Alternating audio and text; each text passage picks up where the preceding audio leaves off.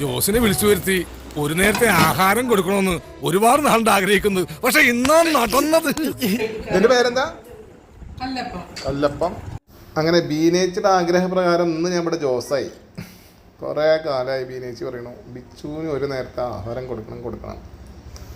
അങ്ങനെ ബീനേച്ചിയുടെ ആഗ്രഹപ്രകാരം ഇന്നാണ് ഇപ്പോൾ ആ അവസരം വന്നത്. അങ്ങനെ ഒരു കിടിലൻ കൂവപ്പായസം നോക്കുക, തേങ്ങാക്കൊത്തിട്ടുള്ള കൂവപ്പായസം, പിന്നെ പുഴുക്ക് ഒരു രക്ഷയിലോ, പിന്നെ ഗ്രീൻ ചിക്കൻ. ഇതാണ് ആ സ്പെഷ്യൽ അപ്പം, കല്ലപ്പം. പിന്നെ വറുത്തരച്ച ചിക്കൻ കറി, വറുത്തരച്ച മസാലയൊക്കെ നോക്കി, സംഭവം അടിപൊളി കേട്ടോ.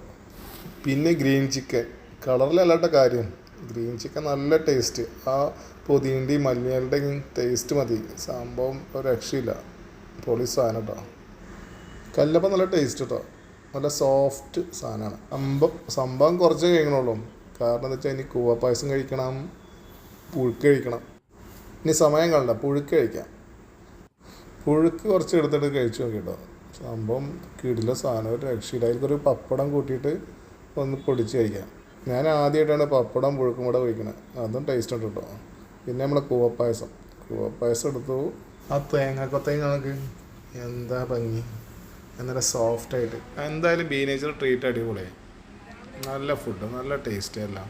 കല്ലപ്പം, വറുത്തരച്ച കറിയും, പിന്നെ പുഴുക്കും കൂവപ്പായസം എല്ലാം ഒരു രക്ഷയില്ല, പൊളി സാധനം. ജോസ്